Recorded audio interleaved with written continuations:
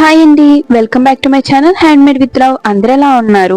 ఈ రోజు ఈ వీడియోలో కాటన్ ప్యాంట్ స్టిచ్చింగ్ ఎలా చేసుకోవాలో చూపించబోతున్నాను. అది కూడా ఓవర్లాక్ మిషన్ లేకుండా మనకి లోపల సైడ్ కుట్లు కనపడకుండా చిన్న పిల్లలకు కూడా ఎలా చేసుకోవాలో చూపిస్తానన్నమాట. వీడియోలో చాలా టిప్స్ అనేవి చెప్పబోతున్నాను. ఎక్కడ స్కిప్ చేయకుండా చూడండి. మీకు వీడియో స్లో అనిపిస్తుంది అనుకుంటే 1.25 గానీ 1.5 లో గానీ స్పీడ్ పెట్టుకుని చూడండి. ఇంకా వీడియోలోకి వెళ్ళిపోదాం. బేసిక్ గా ఇది వెంకటగిరి హ్యాండ్లూమ్ కాటన్ శారీ. దీంట్లో నాకు కట్టు చెంగ దగ్గర నుండి శారీ అంతా కూడా కుర్చీల దాకా ప్లెయిన్ వచ్చేసింది 2.5 మీటర్స్. సో ఆ పార్ట్ వరకు కటింగ్ చేసేసుకున్నాను. మనం ఎప్పుడైనా కాటన్ శారీస్ అనేవి ఒకసారి ఐరన్ చేసుకుని తర్వాత మెజర్మెంట్స్ తీసుకుంటేనే ఫినిషింగ్ అండ్ ఫిట్టింగ్ అనేది నీట్ గా ఉంటుంది. లేకపోతే వ్రింకిల్స్ ఉంటాయి కాబట్టి ముడతల వల్ల కొంచెం ఎక్కువ తక్కువ అయిపోయింది అనమాట. ఇప్పుడు మనం తీసుకున్న దాన్ని 4 ఫోల్డింగ్స్ వేసుకుని ఫోల్డింగ్ ఉన్న సైడ్ మీ సైడ్ పెట్టుకోవాలి, ఓపెనింగ్ ఉన్నది మీకు ఆపోజిట్ లో పెట్టుకోవాలి. నా హైట్ అనేది 5'5", సో నేను ప్యాంట్ లెంత్ అనేది 42 ఇంచెస్ తీసుకుంటున్నాను.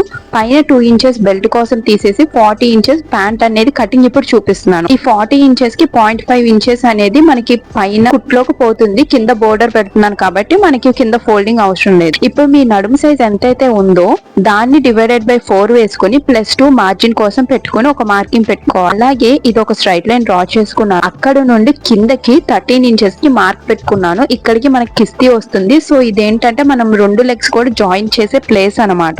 ఒక రెక్టాంగిల్ లా డ్రా చేసుకుని కర్వ్ స్కేల్ హెల్ప్ తో రౌండ్ గా డ్రా చేసుకోండి. ఇక్కడ ఎప్పుడు స్ట్రైట్ కటింగ్ చేసుకోకూడదు, కొంచెం రౌండ్ గానే ఉండాలి. అప్పుడే ఫినిషింగ్ అండ్ ఫిట్టింగ్ అనేది నీట్ గా ఉంటుంది. దీని తర్వాత నేను దీనికి లైనింగ్ కూడా యూజ్ చేస్తున్నాను, పల్చగా ఉందని. దీని వల్ల మనకి ఇన్విజిబుల్ స్టిచ్చింగ్ అంటే కుట్లు బయట కనపడకుండా ఎలా చేసుకోవాలో చూపిస్తాను.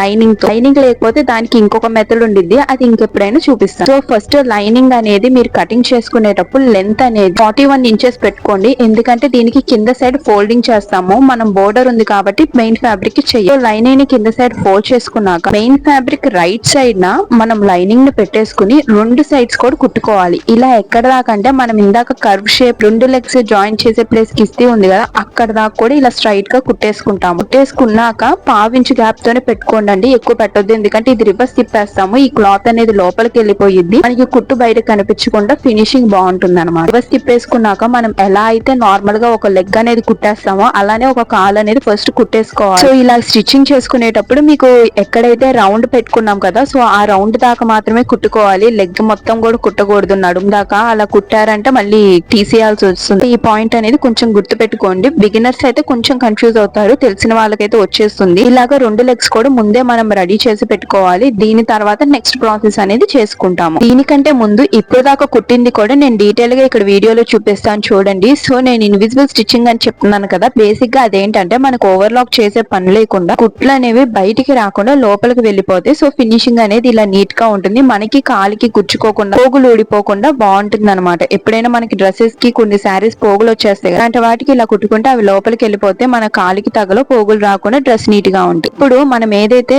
కిస్తీ దగ్గర నుండి నడుముకి 2 లెగ్స్ కలిపేది ఉండిద్దో అది లైనింగ్ కి లైనింగ్, మెయిన్ ఫ్యాబ్రిక్ కి మెయిన్ ఫ్యాబ్రిక్ సపరేట్ గా స్టిచ్చింగ్ అనేది చేసుకోవాల్సి ఉంటుంది అనమాట. ఇలా చేసుకున్నప్పుడు ఏంటంటే లోపల ప్యాంట్ కి కుట్టు కనిపించకుండా నీట్ గా ఉంటుంది, బయటికి కనిపించదు. కుట్లు అనేవి కూడా ఒకదానికొకటి ఎదురుగా లోపలికి వెళ్ళిపోయి నీట్ గా ఉంటుంది. సో ఇప్పుడు నేను చూపిస్తుంది ప్యాంట్ లోపల సైడ్. ఇక్కడ కూడా మనం స్టిచ్చింగ్ చేసామన్నట్టు తెలియకుండా ఇంత నీట్ ఫినిషింగ్ అనేది ఉంటుంది అనమాట. చెప్పింది అర్థమైందని అనుకుంటున్నాను. ఒకవేళ అర్థం కాకపోతే నాకు కామెంట్ చేయండి. ఇంకొకసారి జస్ట్ ఈ పార్ట్ వరకే అలా స్టిచ్ చేసుకోవాలో చూపిస్తాను. మీ నడుము సైజ్ ఎంతైతే ఉందో, ఫర్ ఎగ్జాంపుల్ 34 అయితే 34 లెంత్ ఉన్న ఒక క్లాత్ అనేది కట్ చేసుకోవాలి. ఆ క్లాత్ వెడల్పు అనేది 4 ఇంచెస్ ఉండేలా తీసుకోండి. ఫోల్డ్ చేసినప్పుడు మనకు అది 2 ఇంచెస్ అయిపోతుంది కాబట్టి మీ ప్యాంట్ సైజ్ కి సరిపోతుంది. ఇది బార్ కి కూడా స్టిచ్చింగ్ చేసేసుకోవాలి. ఒక సైడ్ నార్మల్ గా కుట్టుకొని దాన్ని రివర్స్ తిప్పేసి ఇంకొక సైడ్ నేను వీడియోలో చూపిస్తున్నట్టు ఫోల్డ్ చేసి కుట్టుకుంటాము. ఇన్ కేస్ మీరు క్రాప్ టాప్ అలాగే కింద ప్యాంట్ కనుక చేస్తుంటే దానికి మాత్రం పైన ఈ తీసుకునే బెల్ట్ అనేది కొంచెం మందంగా ఉండేలాగా 2 లేయర్స్ కానీ బక్రం యాడ్ చేసి కానీ తీసుకోండి. ఇన్ కేస్ జస్ట్ నార్మల్ గా కుర్తీ కింద యూజ్ చేసినామంటే మనకి పలుచగా ఉన్న ఏం కాదు, నేను చూపిస్తున్నట్టు నార్మల్ గా స్టిచ్చింగ్ అనేది చేసేసుకోవచ్చు. ఇలా కుట్టుకునేటప్పుడు మధ్యలో ఒక 1 ఇంచ్ గ్యాప్ అనేది ఇవ్వండి.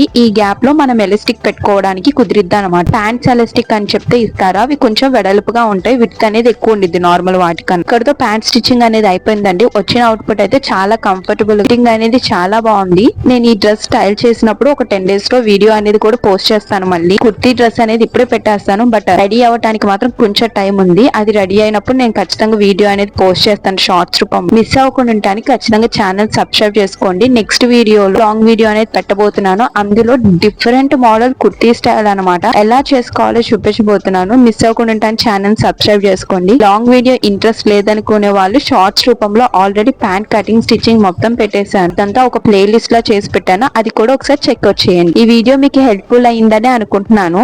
మీకు నచ్చినట్లయితే లైక్ చేసి కామెంట్ చేయండి. ఛానల్ ను ఖచ్చితంగా సబ్స్క్రైబ్ చేసుకోండి. Thanks for watching.